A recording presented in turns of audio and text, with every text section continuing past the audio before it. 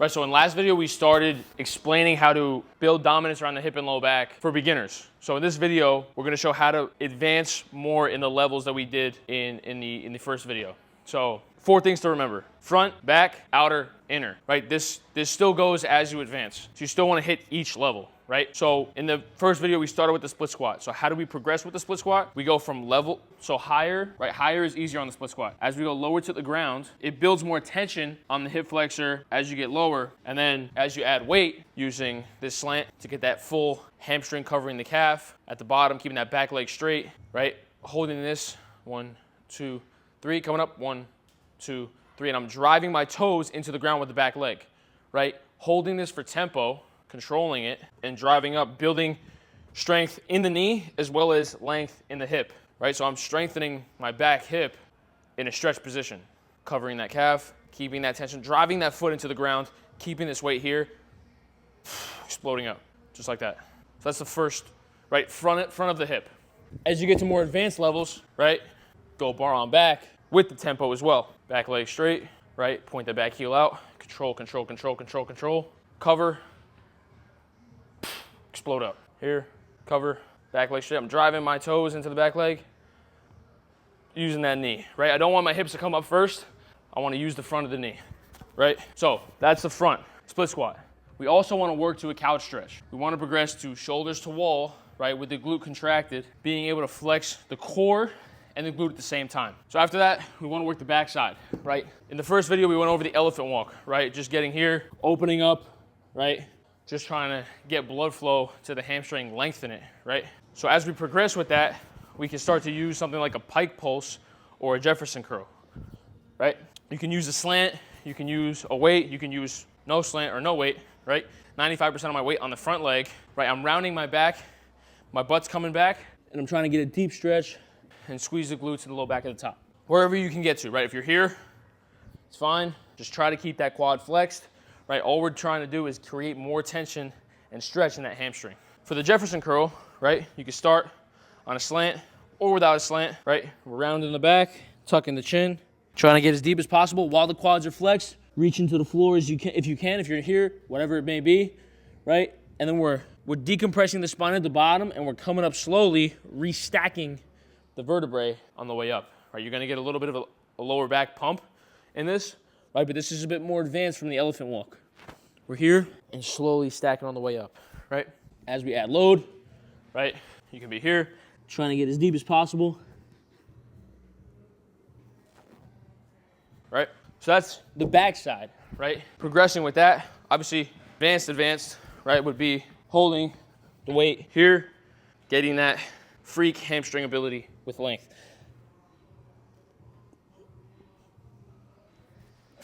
Right, so that's the Jefferson curl. So as we add load, right, the front and back side will not only get longer, but they'll get stronger, right? Then we work to the pigeon, right? In the first video, we were just working the pigeon on the floor, right? Being on the floor is a pretty good standard to be at. Like, you should be comfortable in this position, and this should probably give you enough strength and glute resilience, right? But you want to have, right, remember, belly button is going over the knee, okay? We're in the 90-90, we're using assistance, trying to get the opposite chest to touch the knee, try to get the deepest glute stretch you possibly can, and then I'm driving the knee into the ground, right? I'm driving the knee into the ground, right? Same thing, right? Opposite chest, touch, drive into the ground, right? It's gonna get a stretch, strengthen the glute. Once you feel comfortable here, right, you can start to progress with going from different angles, right? So getting to the middle of that leg, the middle of the lower leg, then head to foot, different stretch for that muscle, right?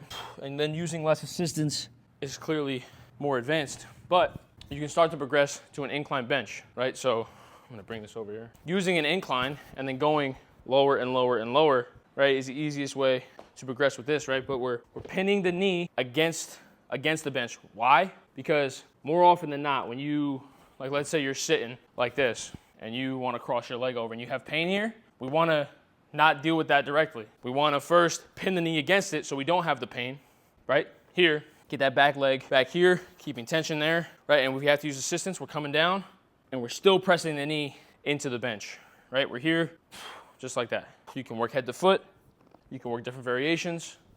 You can work loaded, right? Using load.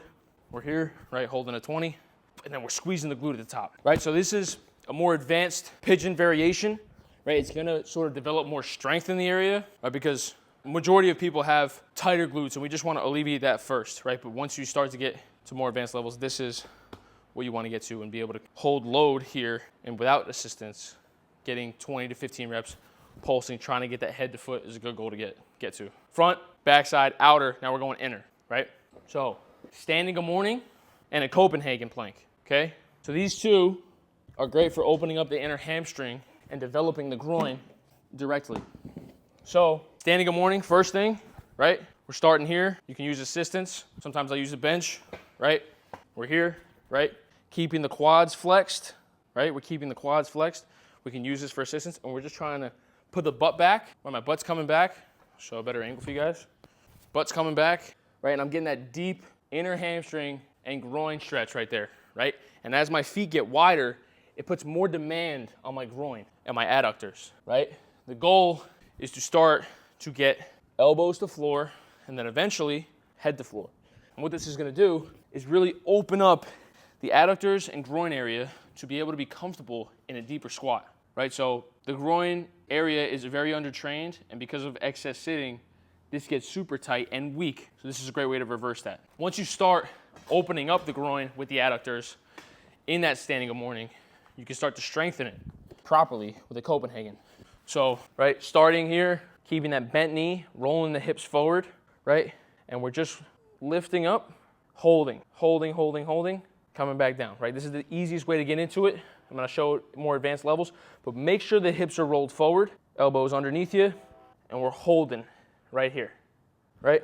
As you progress, you start to get reps, right? Going up and down, keeping the hips rolled forward, as well as getting that straight leg, only working on the ankle, putting more demand on the groin. Rolling the hips forward, just like that. Right, obviously, want to balance the sides.